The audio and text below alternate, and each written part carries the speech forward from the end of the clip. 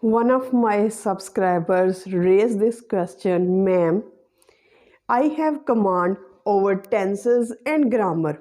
What is the next? What's next? How to speak English fluently? How I can initiate this process of speaking English? So, let me tell you very clearly that here starts the original game, and I am going to share with you if you have this question, because most of the English learners during their academic era, they have mastered the grammar rules and the tenses. They know each and everything about tenses, which tense is used for what condition, which tense is used for which time. Every rule is on their fingertips. Still they don't have this capacity and capability to speak English fluently and naturally. Why they are stuck? And they are not stuck, they are at this position that their mind speaks English. Their minds speak English, but their mouth is unable to speak. Where is the missing gap? Where is the missing connection? There is a lot of information, there are a lot of grammar rules and tenses in the mind, but still his mouth is unable to speak English. I am going to illustrate it and I will give you solutions to it. Maximum 3 to 4 solutions I will give you, and they will be a building block. They will be a foundation for you, and if you seriously act upon these pieces of advice, these pieces of information, I can say that you can speak English fluently with your natural style. So let's just discuss the example. Here is the example. Just see, for construction of a house, for construction of a building, what do you need? What is the requirement of building? Log, concrete, glass, water, sand, clay, wood, tile, pipe and bricks. When they are combined together, you have a full house. But my question here is that can a layman, can a common person, if I have all these things, building material with me, can I construct a huge palace? Can I construct a house? The answer is no. Why? Because for construction of a house, for construction of a palace, for construction of any building, you need particular practice. You should be an expert in that field. You should have a particular zone of practice, some specific methodologies to construct a house. You cannot place one brick after the other, one brick after the other, and you will have a castle. You will have a house. No, not at all. This doesn't happen in actual situation. So, for spoken English, tenses, grammar rules are just like the building material, are just like the construction material. And the question and the situation is same. Can you speak English with only tenses and with only grammar? The answer is no. Because here starts the original process. Here starts the original game. You have just brought up your mind, you have just prepared your mind to speak, but you haven't practiced it enough. So the very first thing I will tell you is very important, and this can be called a game. And what is the game? What are its rules? I am going to explain. For example, first you have to produce one sentence. Produce one sentence. Watch this video very clearly and implement it in 2025 if you are seriously serious, if you are seriously ambitious. If you are not ambitious, then leave this video, because I am looking forward for those learners who are anxious, who want to improve their English in the real sense. First, you have to produce a sentence. For example, I ate sandwiches in the morning. in the morning. The next rule is that you have to pick one word out of the previous sentence and build another sentence. For example, I chose sandwiches. I will construct another sentence. Sandwiches have bread in them. Now, second sentence is constructed. I have to choose one word again from the next sentence. I will choose bread.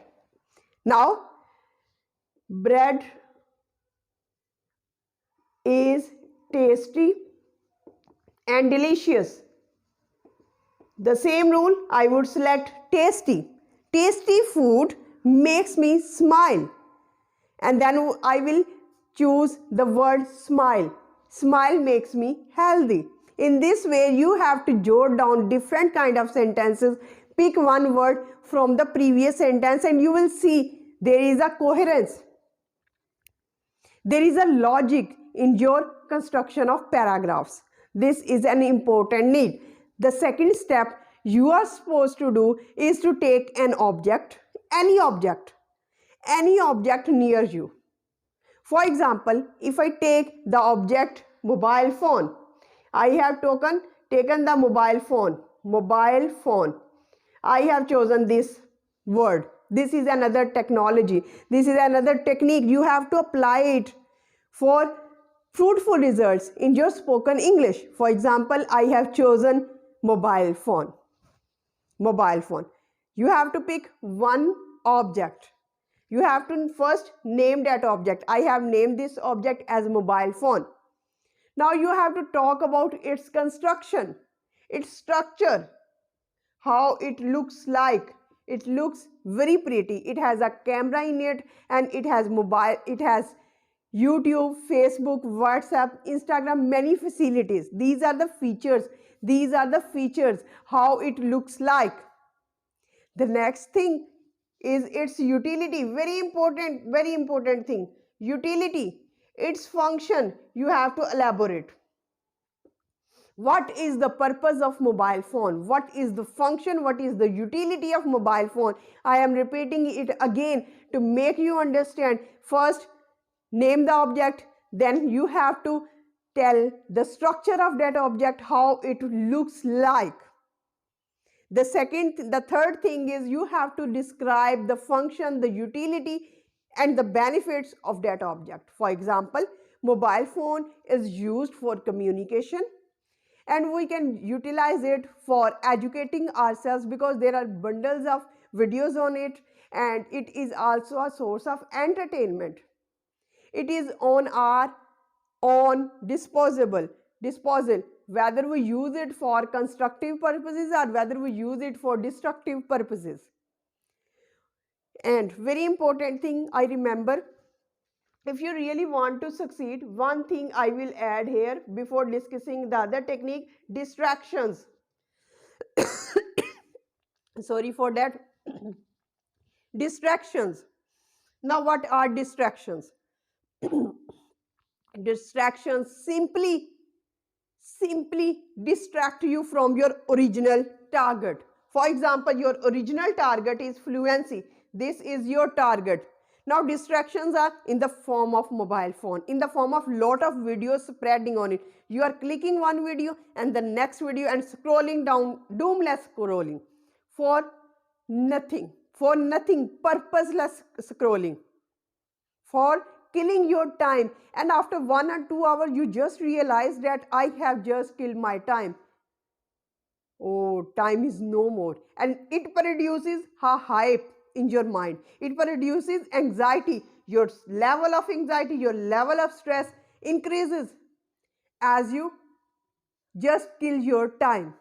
The next thing is that distraction, and number 2 thing is you have to inculcate in yourself, and that thing is patience. I have observed that present generation have no patience. They want results overnight.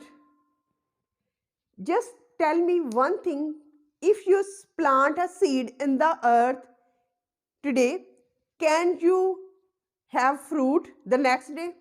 It can't happen. some specific time is required. Some specific time is required to get matured to its seed. Then there will be compulse, and then it will be a small and tiny plant, and then this tiny plant will be matured enough to have trees, to have branches, to become tree. After this process, then there will be a spring, and there will be some blossoming flowers, and these flowers will convert into fruit, and then fruit will ripen, and in summer season you will get that. But this took a lot of time. You need to inculcate in yourself the patience. You cannot be a fluent English speaker, you cannot be a successful person in any field of life overnight. So the third point here is that lot of listening. Why listening? Why listening is so much important? Listening is important because listening provides you a lot of information. When you are constructing your sentences, listening will guide you to direct and to construct and to formulate sentences and to utilize the words in the right context. Because majority are most of the time non-native speakers just place the word without thinking, without right context. They are just placing the word. Here it should be, here it should be, here it should be, here it should be. They are just, I can say that they are just like jotting it down forcefully. Either they fit the sentence or not. So listen a lot. Number 4 thing is that practice. Because practice makes a man perfect. I have told you the technique. You have to practice for a certain amount of time. After certain amount of practice, after certain amount of time, you will yourself notice changes in your personality, in your spoken English. They will be visible. Even others will notice and they will congratulate you. Even you will congratulate it to yourself. So what you have supposed to do, you have to practice a lot. Practice a lot till the time you can see the visible changes in your personality, and the time can be of 1 month or the 2 months. But you have to be very sincere to yourself. Don't be distracted by the distractions. Have patience in your personality. Have dedication in your personality and keep on practicing. Practice is the key. Consistency is the key if you really master anything. So with this positive note, I certainly end this video. Till the next video, stay happy, stay blessed. Thank you so much. Have a nice day.